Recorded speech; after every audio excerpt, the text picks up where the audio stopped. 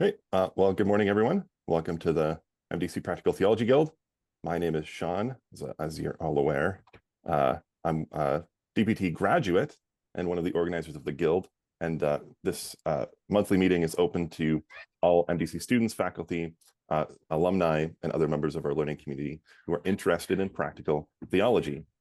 The first portion of our time together will be a structured interview, and the second will be an open Q&A. So as you're listening, you can be writing down questions or comments or things that you're interested in, and you'll be able to ask that about those later in the session. Obviously, today's session is also being recorded to send anyone who's not able to be present. And so if you'd like that recording, you can contact Elizabeth if you haven't, if you're not on our email list, and she can send that out to you afterwards. In the upcoming months, I'll say we have a solid lineup of scholar practitioners joining us to talk about flourishing congregations with Dr. Arch Wong and disability theology in March with Dr. Amos Young. But today, we're really excited to start the winter term off by welcoming Dr. Andrew Rogers to the Guild. Professor Rogers is the Associate Professor of Practical Theology from the University of Roehampton in the UK. Many of you will have read his recent paper on reflexivity in preparation for today, but he's also written and researched on the areas of ordinary hermeneutics, theologies of place, ecclesiology, and most recently has been part of a team called the Faith Long Lived Project, studying the experience of saying the creeds through the Christian life. And we'll try to touch on a number of those areas in our conversation today. Dr. Rogers, welcome to the Guild. Thank you very much. I should say, almost the last time I met Sean, I was asking questions at his doctoral viva. So I don't know if I regret some of those questions now, but I'm sure that Sean will be a very gracious host. No, those are good questions. I keep telling people I wish the Viva was 3 hours longer so we could have kept going. I'm not sure anyone believes me, but it's honestly true. Well, so I'd like to start by trying to tie some of your published work together, because I think you provide a really helpful grid for understanding practical theology and how practical theologians should use the Bible in their work. And I'm really interested in that topic of the use of the Bible in practical theology. Your revised thesis on congregational hermeneutics really took a look at this idea of ordinary hermeneutics of congregations and the hermeneutics of non-specialists. And you propose this development of hermeneutical virtues. So for those of us who haven't read your book, perhaps yet, though I think it will be gone from the library pretty quickly after our session, could you summarize what you meant by hermeneutical virtues and perhaps name some of them that you've returned to as particularly important since your book released probably about a decade ago now, eh? Yeah, okay, I don't know how long we've got on this one, but you'll keep me on track, I'm sure, Sean. If you like, the headline is to say that who we are matters for how we read the scriptures. So there are accounts of virtue in the Bible. Various scholars put forward that, people like Ellen Davis and Tom Wright and others. Okay, so when we read the scriptures, we know they might intend or hope that there'd be growth in virtue through doing so and putting it into practice. But more than that, there are certain virtues that I argue for that are valuable and insightful and can structure and help the way that we read scripture. So in other words, virtues can inform the way that we read the Bible ourselves. So I talk about that as a virtuous circle. Where did it come from? There are plenty of scholars who've written about hermeneutical or interpretive virtue. And I discovered this as I was doing my doctoral research alongside the ethnographic work I was doing. So there were people like Van Hooser and Stephen Fowle and Ellen Davis and Richard Briggs and others writing about these virtues that help inform my reading of scripture. And I was seeing this language come out in my ethnographic studies. So in one of the churches, in the book known as Holder, they talked about faithfulness a lot. Maybe you've heard that language in church quite frequently, not only about faithful readings of scripture, but faithful practices of engaging with the scripture. And then in the other church known as Fellowship in the study, they talked about being radical a lot, and that very closely aligned to the notion of openness. And so there were, for example, two virtues that emerged almost very much explicitly in one case: from the ethnographic accounts. And so what I did, as some have called it, I rescripted, or out of that, there was this sort of emergent normativity that came out of reading these ethnographic accounts alongside these formal accounts from biblical scholars, and arrived at this notion of hermeneutical virtue, which I think is quite a handy shorthand for how we might approach Scripture, but is not just an abstract noun. I want to stress that. Some colleagues said it's just a bit of a worthy concept, but actually they have narrative form and they have concrete form, and I think that's what I try and do in the book. Yeah, that's interesting. I've been reading a book recently that included a quote from John Swinton, who said that theological reflection is a virtue, and it sort of caught me off guard that, oh, that's different than how I've heard that word be used before. Yes. Yes. So you're not talking about that type of virtue, but you're talking about something more concrete than. Yes, I don't think it's so far away from what John Swinton's saying. And you might say there are multiple virtues. Well, I think I probably would say there are multiple virtues involved in theological reflection. And part of that, of course, particularly in the classic pastoral cycle, is about that hermeneutical engagement with Scripture. I remember, I think it was Paula Gooder speaking at a BIAP conference and saying, well, I'm a biblical scholar. How can I talk about theological reflection? And someone said to her, well, it's a form of hermeneutical practice. So I think you'll be right at home. And in fact, she was. Yeah. So there's the links there. But yeah, so the list, the virtues I identified were things like honesty, faithfulness and openness, as I've mentioned, courage, humility and confidence. Humility is a very popular one amongst the folks that have written about this. And finally, community, which of course ties to the theme of congregational hermeneutics as well. Yeah. You recently published an article on reflexivity, and I think you do make the case that reflexivity is connected to these hermeneutical virtues as well, especially in relation to how the Bible is used in practical theological research. So I sort of have a double question. Is that first, would you consider that a hermeneutical virtue as well? And how do you think about these virtues and how they might shape the normative posture that we take in utilizing Scripture in our research? Yeah, sure. I think I've taught these virtues in various sort of hermeneutics courses in churches and at the university as well, or embedded them in the teaching. In terms of the essay, I think that I argue that reflexivity is a properly theological practice. I think the Bible is a rich resource for reflexivity, and I think that practical theology, as I argue in the essay, it needs to have a better engagement with Scripture. I think there's so much resource in the Bible. It does seem rather odd that there isn't more made of what Scripture has to offer on a practice such as reflexivity, virtue and vigilance, self-examination, all the stuff and the mirrors, of course, as well.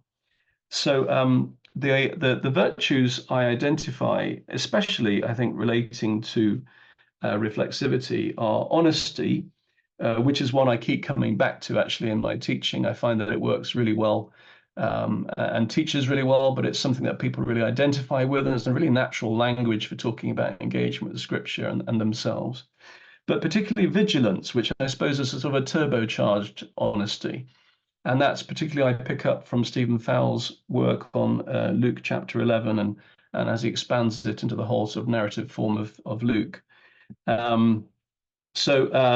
Yes, his vigilance is about self-examination. I think I said that Luke 11, I think, gives us the most direct reflexive imperative of all the passages I consider of the 5 passages I look at.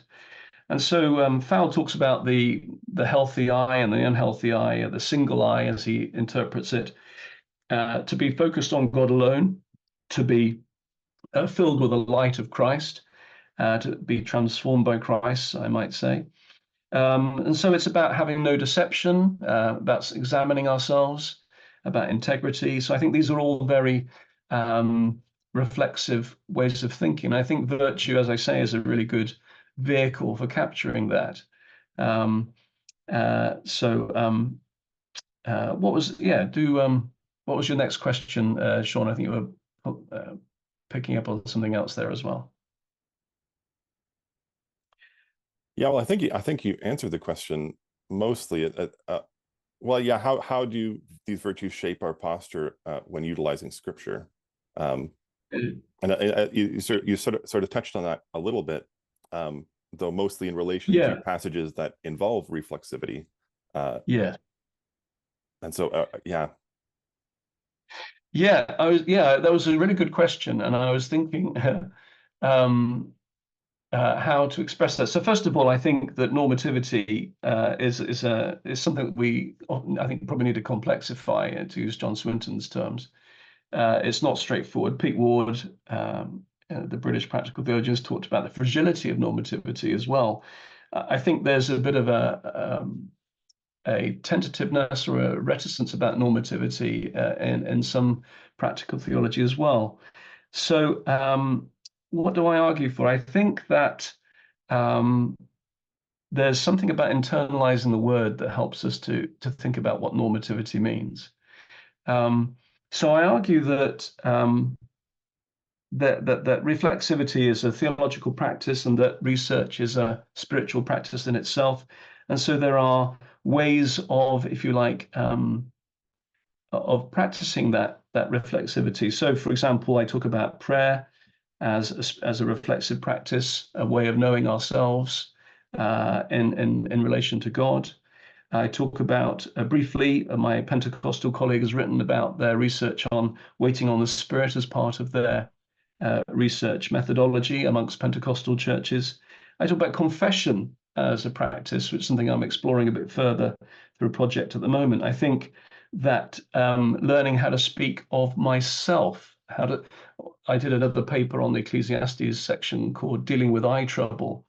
And I find this quite a common issue amongst professional doctorate students at Roehampton. Learning to have your voice, how to speak of I think is something that requires normative nuance and practice. But one thing I think that we've done that is really helpful to work out how normativity might be construed in all sorts of different ways is to read scripture together as practical theologians. It's surprising that it's not something we do as staff theologians, as postgraduate doctoral students. And what we've done, we have a sort of special interest group in the British and Irish Association of Practical Theology.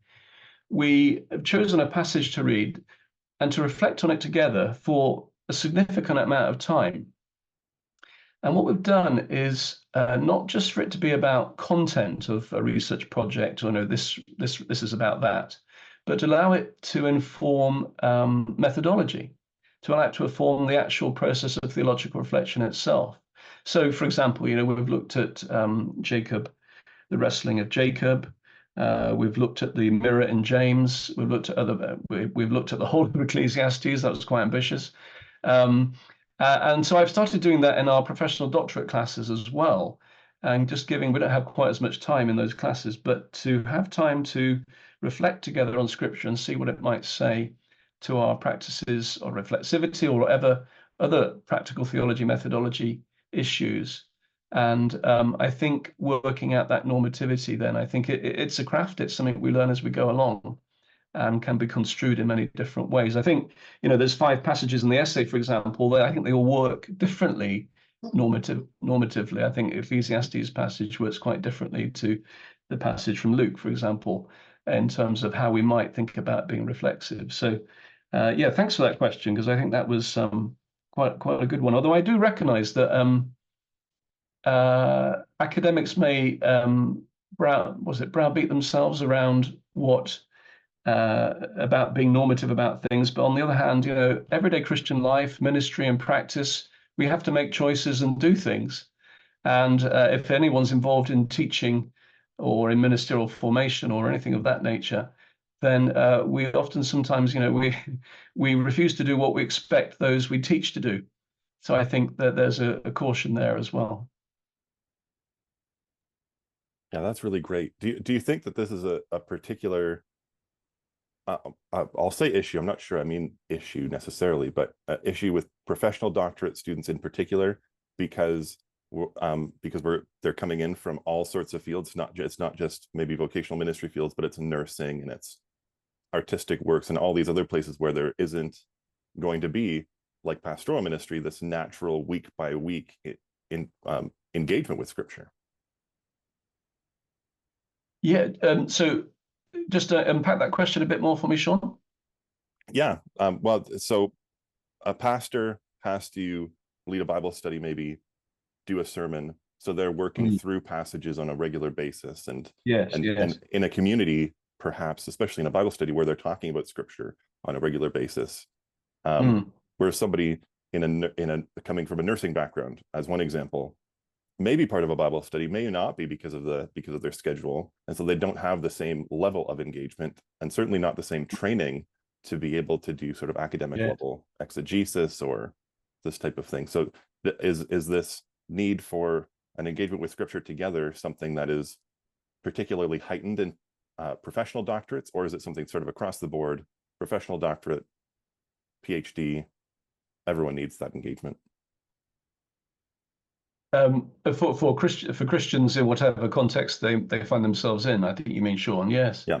I think I mean, I know that reflexivity is an important practice in nursing. My wife is a GP, and we find we're actually talking about some similar things at times. They have to be reflective practitioners as well.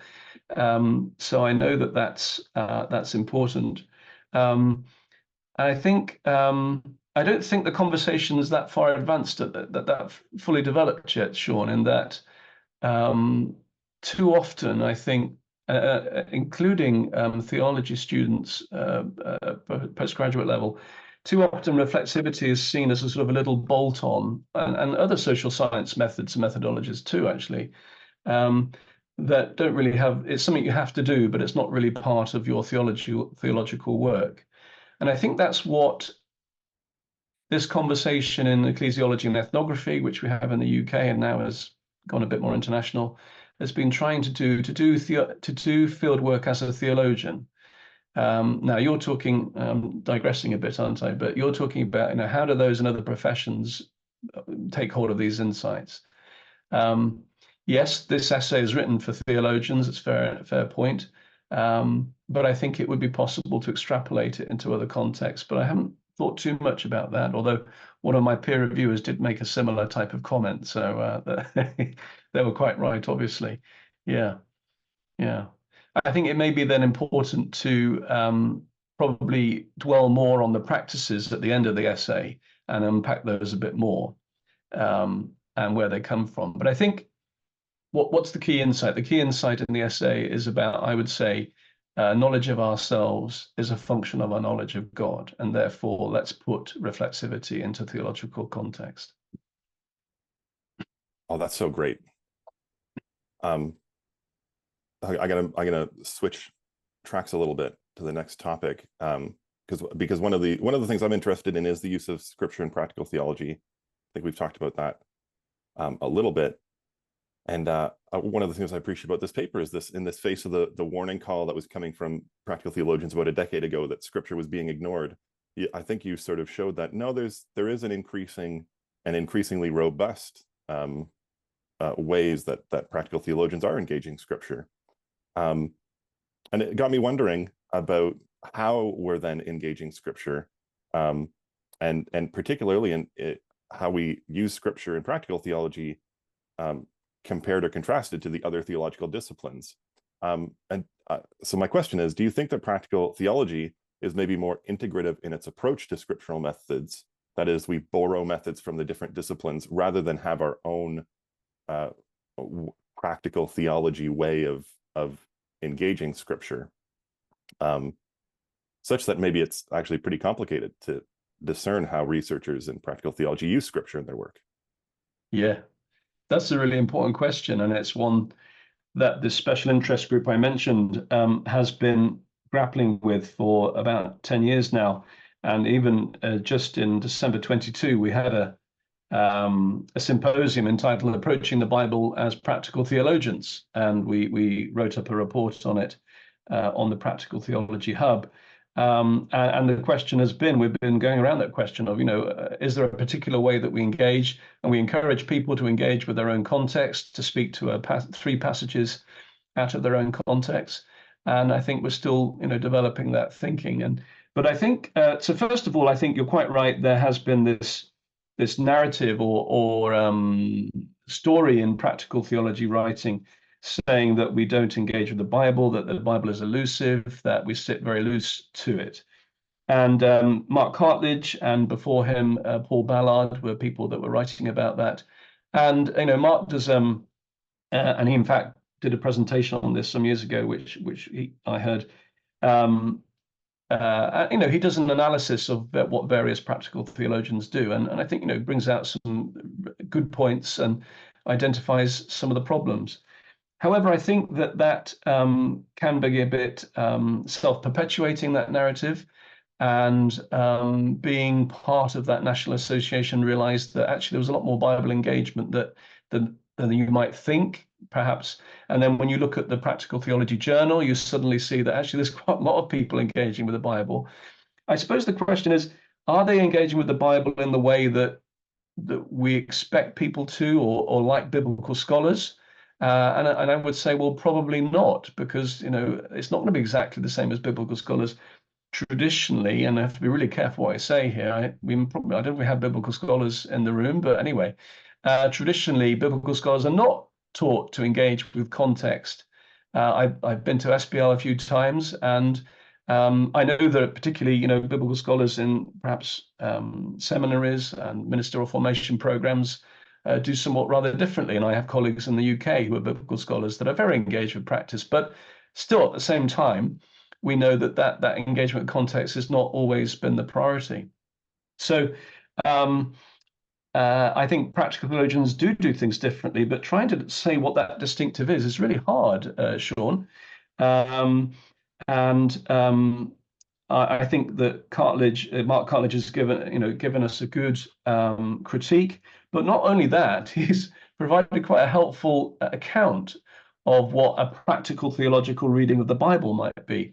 Now, when I wrote this essay, I was not far off finishing, and then someone pointed me to Mark's book, Mediation of the Spirit, and there's a little excursus in there which gives various characteristics of a practical theological reading of the Bible. And I suddenly thought, oh, well, actually, what I'm doing is quite similar to this, so I will mention it.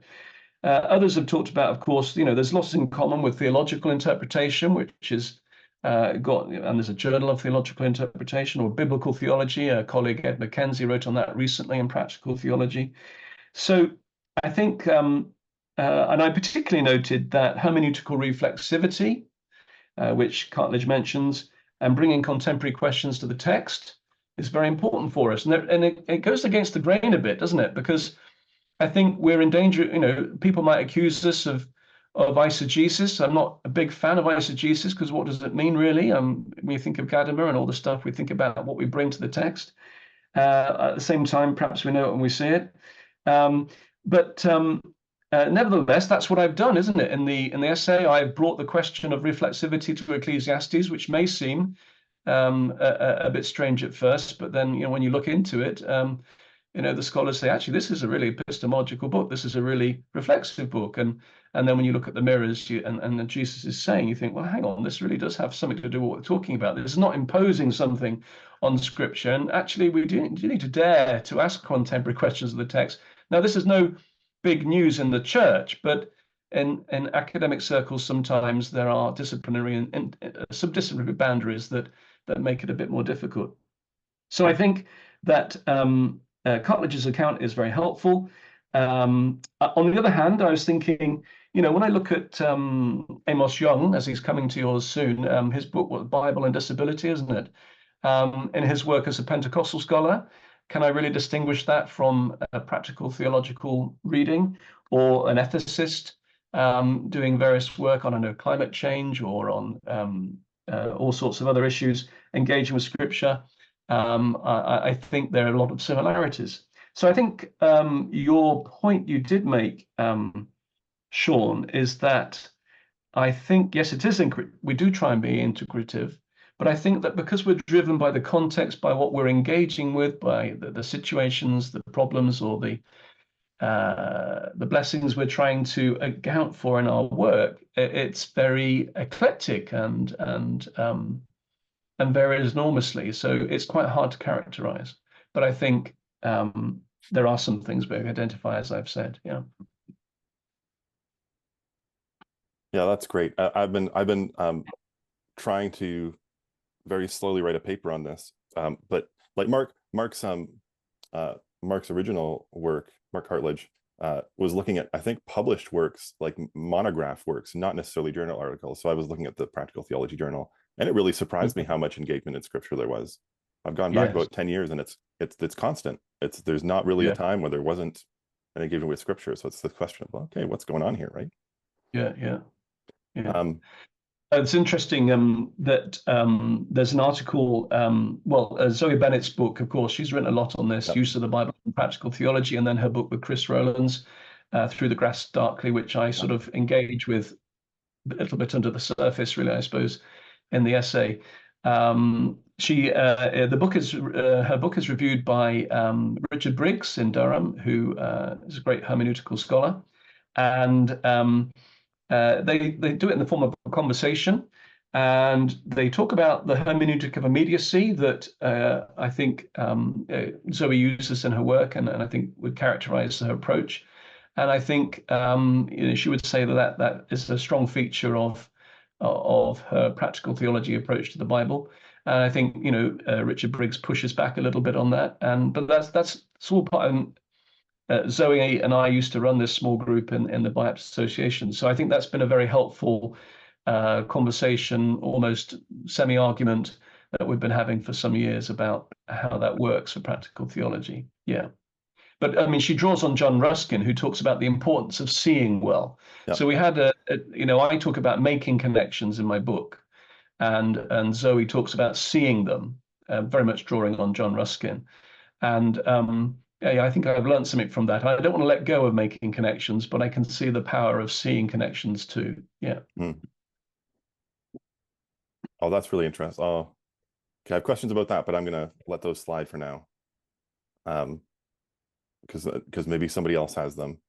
Let's move on to the sort of our final topic about the project that you're participating in as a co-investigator now, investigating the experience of saying the creeds through the Christian life.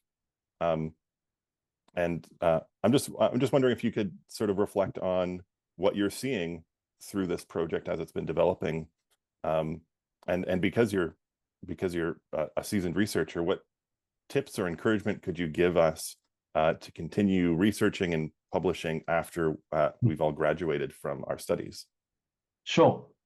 I'll say a few words about the Faith Long Live project. This is ecumenical experience of saying creeds amongst older Christians, a minimum of 20 years as a Christian, but in most cases, many more, 40 or even 50 years as a Christian. The project is led by my colleague, Dr. Ash Cotsworth, who is a systematic theologian with a strong engagement with practice, and various others, but also Claire Watkins, who some of you may be familiar with from her work in theological action research. So the project is about not what do creeds mean or that sort of systematic approach, but more about the experience of saying creeds. So if you like, a practical theology of creeds around faith formation, we hope, practices of ecumenical dialogue. And we also have an awareness that the 100th anniversary of the Nicene Creed is coming up in 2025. So we know there's going to be some big opportunity for hoopla at that time. So we've been going for 2 years. We have finished fieldwork, and we've been interviewing 25 people. We've done one focus group. Now, if any of you are in fieldwork or doing fieldwork, you'll recognize this impressionistic, moving to analytic, work in progress stage, and that's where we're at with this. We are sort of just beginning our analysis as a team. One of the interesting things we've done as a team, picking up on Claire Watkins' work, is to look at transcripts together as a team to discern what's going on in the transcripts together, and we record those conversations because in theological action research, conversation is such an important way of understanding what's happening. So we've had many of those conversations, and that's been very helpful. I'm just going to give you, if we have time, Sean, a couple of quick snapshots of what's been said, and then I'll go on to my top tips, as you mentioned. So let me just draw out one or two things for you. So interviews with an evangelical lady, talks about mostly singing the creeds now and how beautiful it is to sing them. We had comments from a Baptist man who talked about the creed. He only says it a couple of times a year. He finds it calming and reassuring, familiar and comfortable. It's like a pair of slippers, the creed. But also songs are great for capturing the creed. I think he's thinking of the Hillsong Creed song. Emma, also from a Baptist church, talked about having no emotional attachment to the creed and it not being for everyday life, despite finding it actually a positive as well. A lady from an Anglican church thought the creed sounded nice, poetic, but she got no idea what it meant. On the other hand, perhaps particularly in the Anglican context, she said, it's nice to have a few occasions when we can agree on something. And then I think I just got one more from a Methodist lady who talked about avoiding the Nicene Creed because there were too many words and it makes the liturgy too long. She loves the poetry of it, but is it really for today? We need language that people can grasp. And so there's lots of room for improvement, and there are things in it that she doesn't believe. So that's just to give you a quick, fairly impressionistic account of some of the interviews that we've had. And there are many more, of course. So I guess I would draw out some key themes we've been seeing is the importance of repetition in the creeds, belonging, familiarity, togetherness, memory and memories of childhood of saying the creed, and particularly in the Catholic churches, the shared and relational nature of it, the solidarity of saying the creed, the comfortableness and the calmness. Some less common views, because there are quite a few mixed reactions to saying the creed. As I've said, not for every day.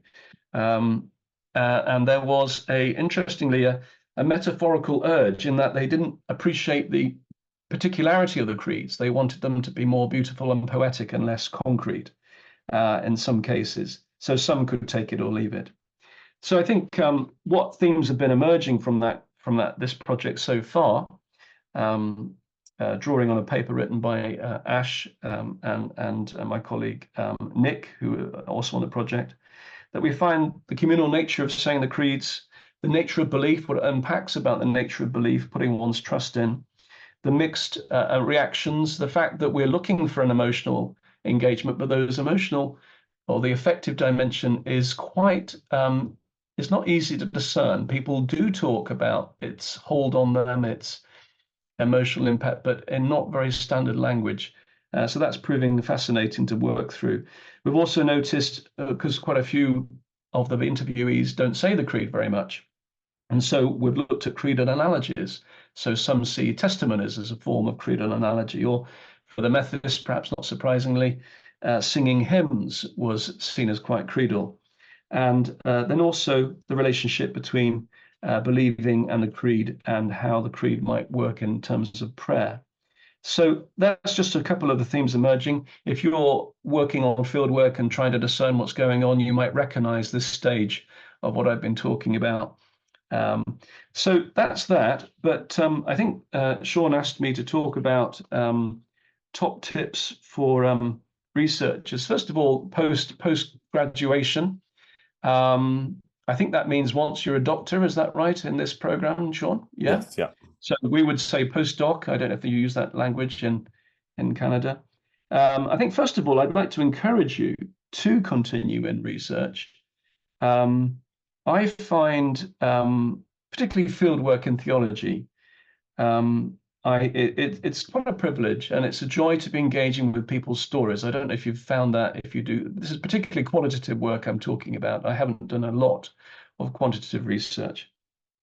But engaging with people's stories, they're gifting to you something of their lives. And I think that's really something quite special.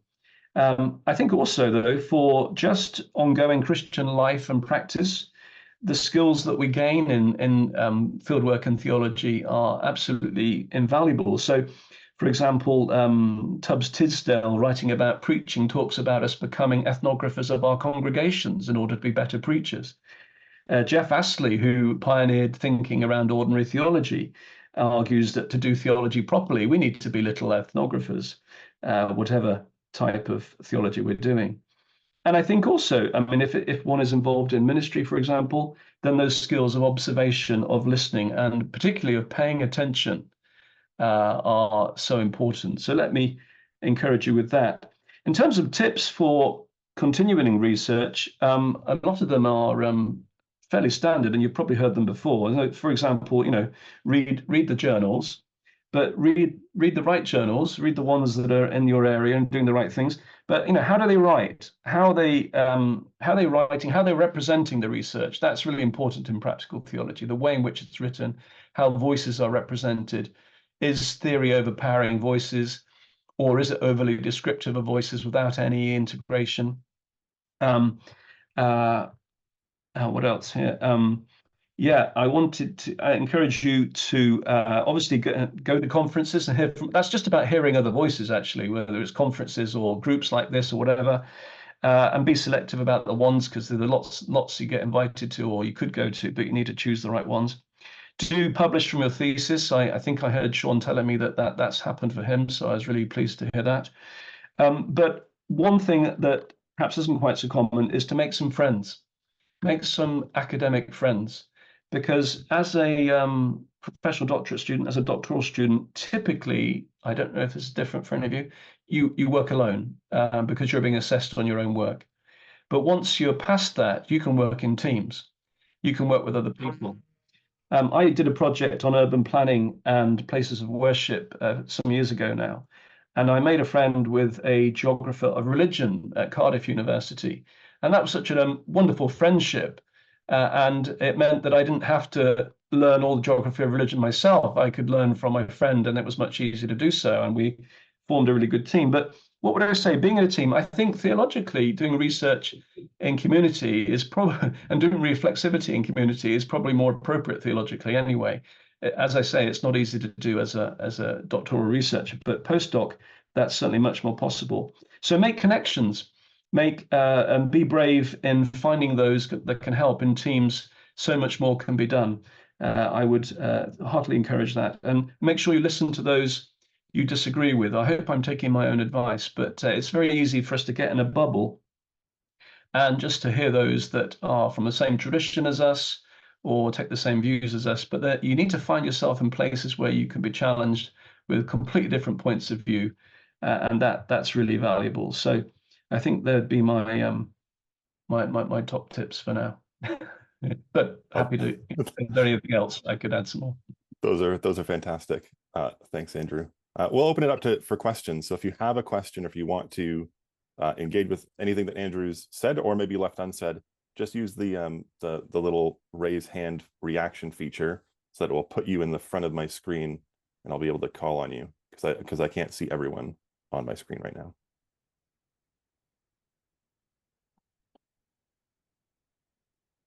Yeah, Robert, go ahead. Thanks, Sean. Thank you, Andrew, for sharing with us today. I just want to loop back to something you were talking about a few minutes ago, and that you address toward the beginning of the paper, that there's this narrative that holds that practical theology does not engage with Scripture, and you've described it as a self-perpetuating narrative, which I'm curious about. So, nothing I suppose in and of itself is self-perpetuating. It's people that sort of drive ideas forward. So is this a perspective that's being perpetuated from sort of outside of the practical theology domain, or is it something that's happening on the inside of the domain? Both, neither? Just curious as to your thoughts. Yeah, thank you, Robert. That's right. Yes, self-perpetuating has to have agents to do it, doesn't it? Absolutely.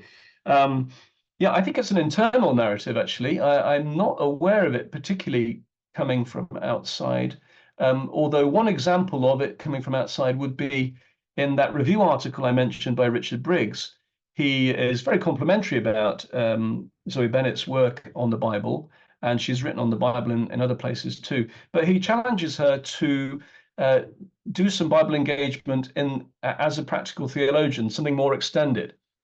So I think that would be one example I'm aware of as sort of an external critique, but it's mostly internal. And the way that academic life works, Robert, is that once someone said something, it's very easy for someone else to cite it and make the same point. And perhaps without always noticing, when they said it. I think it might have been 2013, maybe, when Mark Cartledge said that. And then there were articles going back before then. So I think Elaine Graham mentioned something like that in her work in the previous decade. So so that's it. It can be self-perpetuating just through the sort of academic system can make that happen. I don't know if it's a particularly British practical theology conversation. Certainly, there was a Bible Society-sponsored sort of symposium back in 2005-06 around the Bible and pastoral practice, which began that sort of conversation. And I think at that time it was relatively fair. But over the years, there have been moves by the National Association, and I think I've been very much part of that for quite a while. So I was aware of that type of conversation going on. Yeah, I think that's where the narrative has come from, but I think it is changing. I think practical theologians won't always deal with the Bible as perhaps others might want them to, but I think we need to work out how we're going to do it for ourselves. Excellent. Thank you, Andrew. Great. Lee. Yeah, great. Thanks for joining us today, Andrew. We really appreciate it. So I want to go back to your virtues, your hermeneutical virtues that you talk about, and just ask for you to reflect a little bit. You talk a couple, I think I'm right in saying two of the virtues are humility and also confidence. Yes. And as both those are two sometimes, can be held in tension or competing virtues in certain ways. Could you give, because, we want to be humble in how we approach Scripture and use Scripture, and yet at the same time, we want to come away with maybe some sense of we can be confident in the way that we're using Scripture. Could just maybe a reflection on how you see how you see those two working together, and probably that leads into the idea of reflexivity too. So could you give some comment on how you see those virtues working together? Yeah. That's a really important question, Lee. So I think I give quite a few examples from the life of the congregations in the book. There is let me give an example from the essay, first of all.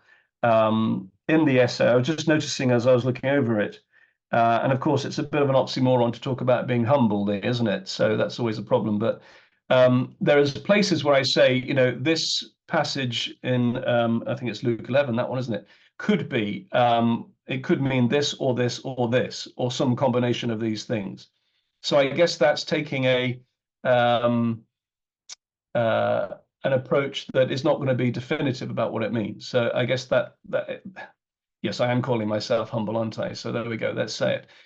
So I'm saying that I don't want to be overly confident in what's going on there. I'm making behind this, Lee, lies a commitment to critical realism as well, which I don't know if you've studied that here in the group, but there's a sense in critical realism that there is a real, but we don't know it. We only know it partially, but we can make judgments about what are better and worse interpretations. And I do that in the ethnographic study. I talk about whether certain judgments certain judgments about the congregations I'm less sure of and others I'm more sure of.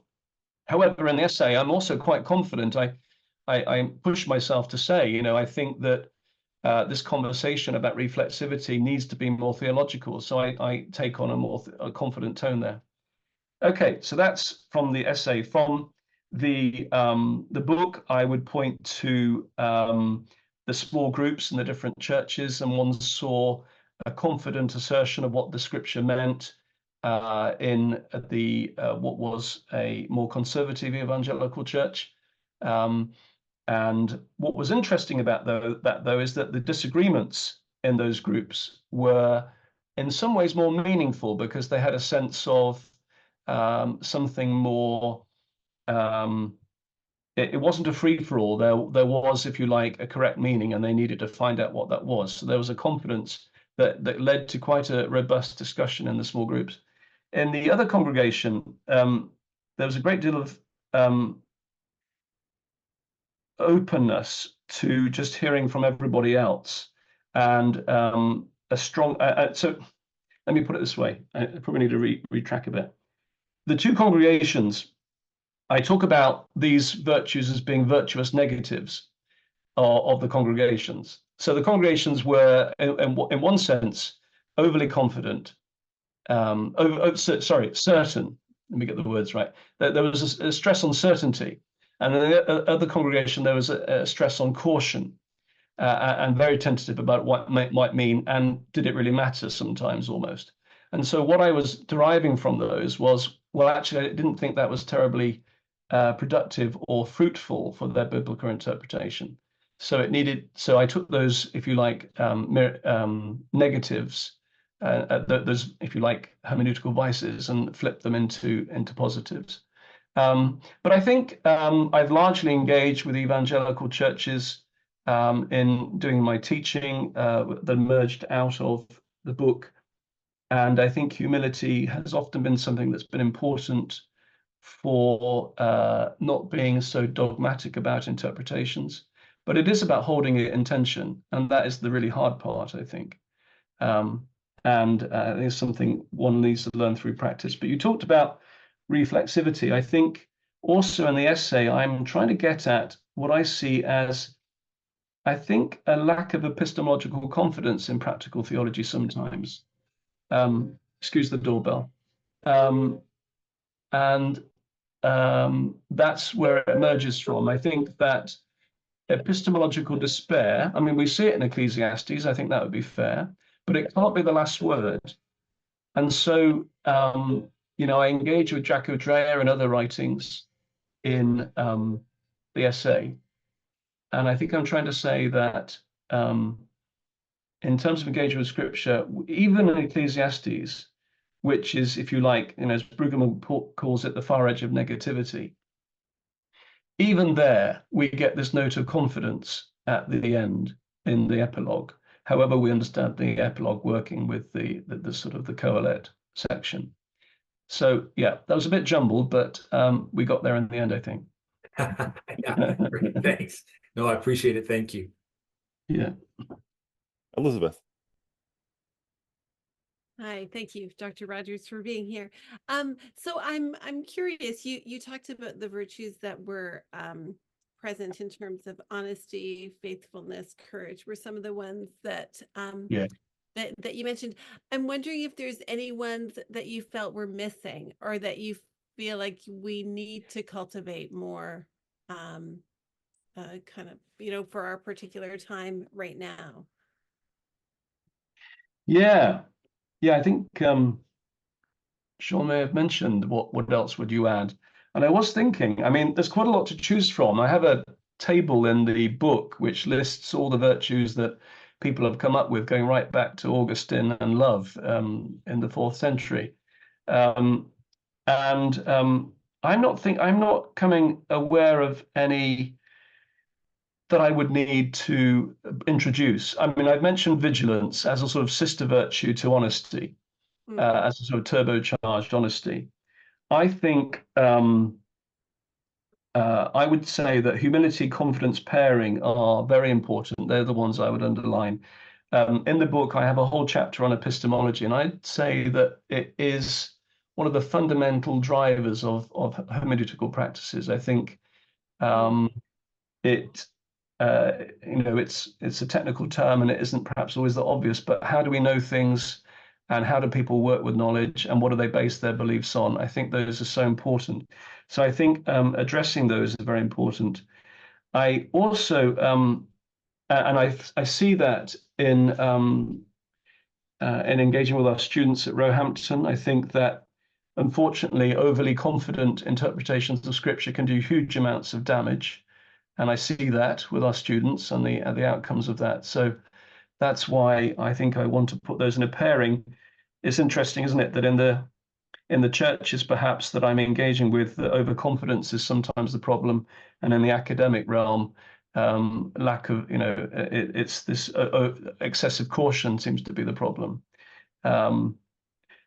Community, but the other thing I want to stress as a virtue that's important. I've just revisited the hermeneutics course it was called H+.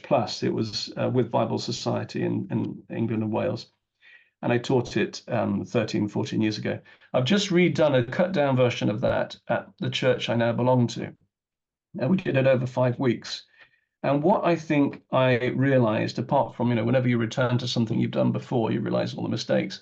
But I also realized that the community virtue was so important that I hadn't really taken into account the wisdom, the insights, the experience of the people in the community sufficiently in my hermeneutic, in my engagement with Scripture. I lead, perhaps many of you lead small groups or have led small groups.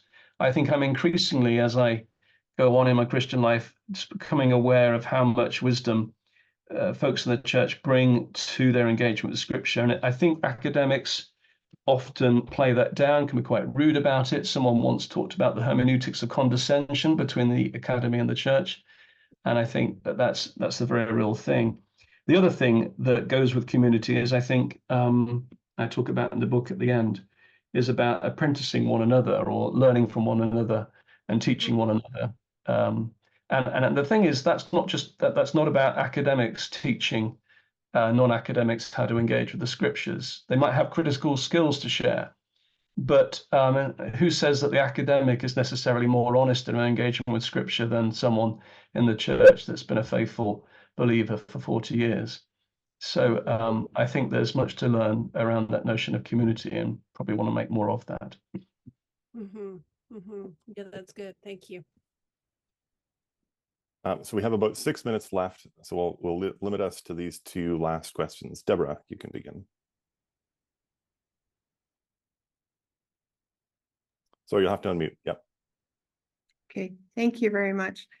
I would like to ask about the whole area of this hermeneutics of certainty that Christians have engaged in for such a long time and done so much damage in the culture, and have brought about kind of theology and the church kind of in a siloed way, so that people do not engage with it and have been put off with it. I would like to ask if you find that practical theology is a position of humility in itself towards the so-called outside world. As a visual artist, I find that calling myself a practical theologian kind of lowers the bar for people to talk. The way that practical theology is misunderstood, the term of it. I use that to my advantage. They define practical their own way, and I let them. And I find that not using Scripture overtly can open quite a few doors for me. And then I plant the seeds of the gospel more through listening than trying to do Bible thumping. So it's about lessening the us and them through less use of Scripture, or more strategic. What do you think? Thank you, Deborah. Yeah, there's a lot to think about there. Yeah. First of all, I think I was just thinking around the word certainty, because there is that sort of term in Scripture, but I'm thinking post-Enlightenment, it's developed its own sort of sense, which I think can be very unhelpful in our theological practice and biblical engagement. But your point about practical theology, positionality of humility to the outside world, that's really interesting. A phrase that is very often repeated in sort of theological ethnography, fieldwork and theology is about paying attention, which I think seems to resonate a bit with what you've been saying, Deborah, about paying attention to those that we are interviewing or observing or engaging with in whatever sort of research.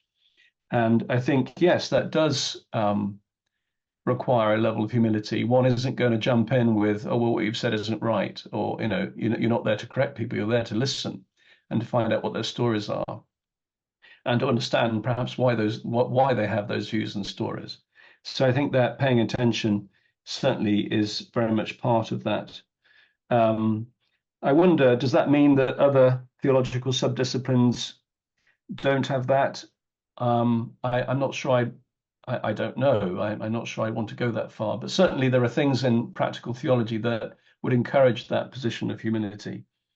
I'm not sure I would want to say, are you talking about scripture use just with folks in everyday life, Deborah, or are you talking about scripture use in research practice here? I guess as, an artist, and I call myself a practical theologian now, who gives workshops in contemplation and creativity, that I find that it lowers people's defenses to use less scripture, but to use more Christian worldview. Yes. And discussions on biblical values like, say, forgiveness or whatever. Yes. Embedded with scripture, embedded without being overt. Yes. With people who are not Christians. Yes. I found that evangelicals can be quite closed to change at all. They're so certain, and they've worked out their theological, systematic theology, that they don't really need to be reflexive. All they're doing is comparing their own walk with Jesus with the Bible. Thank you, Deborah. Yeah.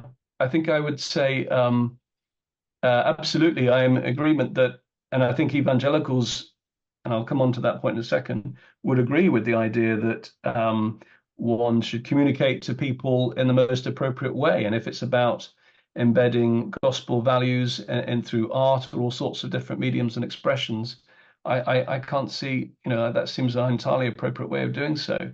The thing I would mention also about evangelicalism that you raised there is that the two churches in the study in the book are both evangelical. One's conservative, one's charismatic. And it's interesting, they have quite different epistemologies, quite different approaches to scripture. And part of my argument is that, and this may be different in Britain to North America, I'm not sure, but my argument is that, there are different forms and approaches within evangelicalism itself to this sort of certainty. And this is why I tackle it, because I think there were certainly signs in the studies that certainty wasn't there, and that people were willing to be more open, where openness became quite a big virtue.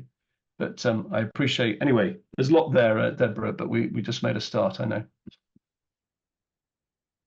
Thank you. Yeah, thank you, Deborah, for your question. Thank you, Andrew, for passing a bit of time with us this morning. I'm going to hand it to Elizabeth to close our session. Great, thank you so much. Just a reminder that we've got 2 meetings left for the year. So like Sean said at the beginning, our next meeting is Friday, March 1st, 1 p.m. Eastern time, and that's with Dr. Arch Wong. And then 2 weeks later, we finish the season, March 14th, with Dr. Amos Young. So you can put those on your calendar, March 1st and March 14th. And I think that's it. So thanks a lot, guys. We will see you next month. Thanks so much, Andrew, for joining us. Okay. Bye, everyone. Thank you, Andrew. Thank you. Good to see everybody. Bye-bye. Goodbye.